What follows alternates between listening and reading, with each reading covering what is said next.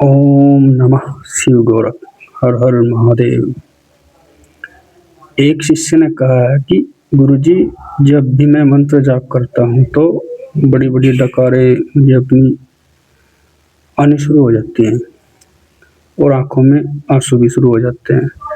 बड़ी बड़ी डकारों के साथ साथ मैं और वो उबासी भी आने लगती हैं। तो आखिर यह क्या संकेत है?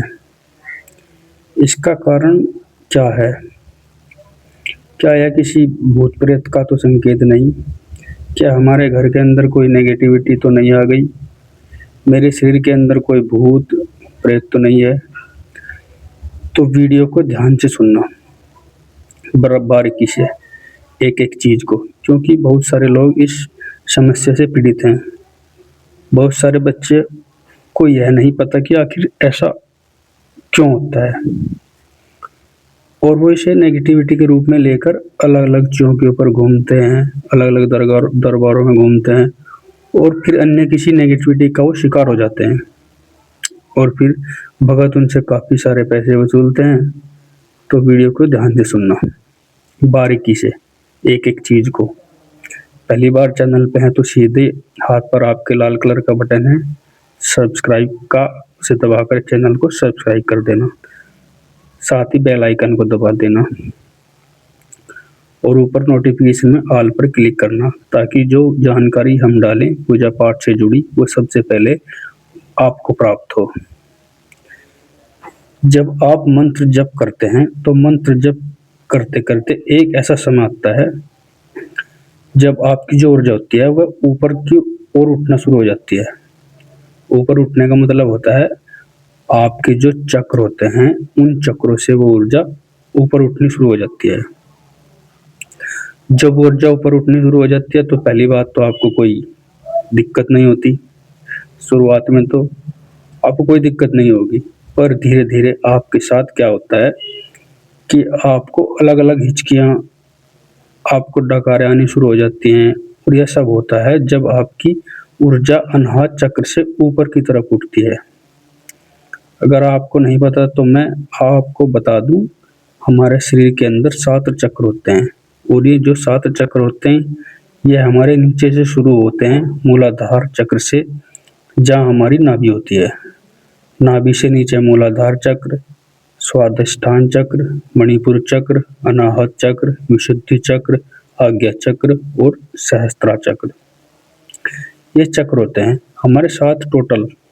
और जब मूलाधार चक्र यानी नाभि के नीचे से जैसे आप मंत्र जप करते हैं और मंत्र जप करते करते आपकी ऊर्जा नाभि के नीचे यानी मूलाधार चक्र से ऊपर उठती है।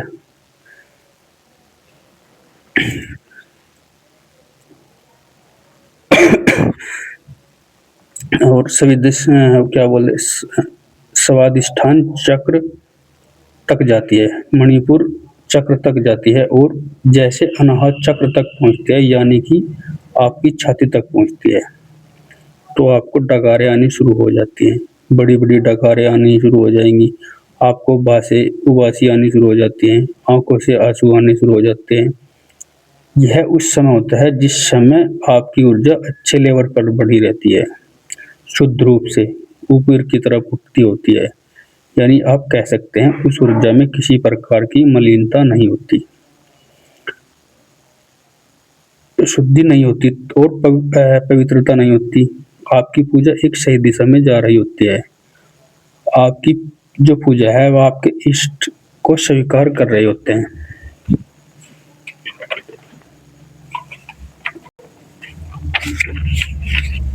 और आपकी ऊर्जा धीरे धीरे ऊपर की ओर बढ़ती रहती है। उस समय सबसे ज्यादा आपके साथ ऐसा होता है। अनाहत चक्र से ऊपर जब आपकी ऊर्जा उठेगी, जब आपकी ऊर्जा विशुद्धि चक्र यानी कि आपके गले में विशुद्धि चक्र होता है जहां हमारा कंठ होता है और कंठ तक पहुंचती है, उस समय आपकी जो वाणी है वो सिद्ध होनी शुरू हो जाती है। एक साधक की वाणी सिद्ध होने शुरू हो जाती है। और हमने आपको बताया भी है कि जब एक साधक साधना का काल में होता है या फिर वो जप करता है तो उसकी वाणी धीरे धीरे ऊर्जा के माध्यम से सिद्ध होती है। इसलिए कहा जाता है कि एक साधक को, एक साधु को कभी भी किसी को नेगेटिव नहीं बोलना चाहिए, किसी को गलत नहीं बोलना चाहिए। तू मर जा, तेरी टांग टूट जाए, तेरा एक्सीडेंट हो जाए, इस प्रकार के जो कड़वे वचन हैं वो नहीं बोलने चाहिए, क्योंकि उनकी वाणी सिद्ध हो जाती है और वो जो ऊर्जा जो आपके कंठ पर यानी शुद्धि चक्र पर होती है, वो ऊर्जा उस कार्य को पूर्ण करने में लग जाती है। और इसलिए एक साधक की ऊर्जा जो है वो बहुत इम्पोर्टेंट होती है, बहुत महत्वपूर्ण होती है। इसलिए एक साधक को अपनी ऊर्जा को संभाल के रखना चाहिए। कहा जाता है कि एक साधक अपनी ऊर्जा को बहुत तप से ग्रहण करता है, और इसलिए आप देखेंगे एक साधक कम बोलते हैं और ज़्यादा ग्रहण करते हैं। उसका कारण यह होता है कि वो अपनी ऊर्जा को फालतू पंड की चीज़ों में व्यर्थ नहीं करते, वह अपनी ऊर्जा को बचा कर चलते हैं। तो डकारे आना, आंखों में आंसू आना या हिचकी आना, इसका जो अर्थ है वह पॉजिटिव है, नेगेटिव नहीं है। तो कोई भी बच्चा इसको नेगेटिव लेकर किसी चौकी या दरबार में इस सोच के साथ न जाए कि उनके ऊपर कुछ तंत्र हो गया है, उनके ऊपर कोई नेगेटिविटी हो गई है। क्योंकि अगर आप जाते हो तो फिर आपको वहाँ से जो बातें पता चलती हैं वो आपको नेगेटिव में ही पता चलती हैं, और फिर आप उल्टे सीधे कर्म करके अपनी ऊर्जा को और नीचे लेके जाते हैं। बाकी बाबा गोरखनाथ सदैव आप पर कृपा बनाए रखें, आपके घर और परिवार पर सुख समृद्धि रखें। हम मिलते हैं एक नई जानकारी के साथ, तब तक ओम नमः शिवाय, जय श्री राम, हर हर महादेव।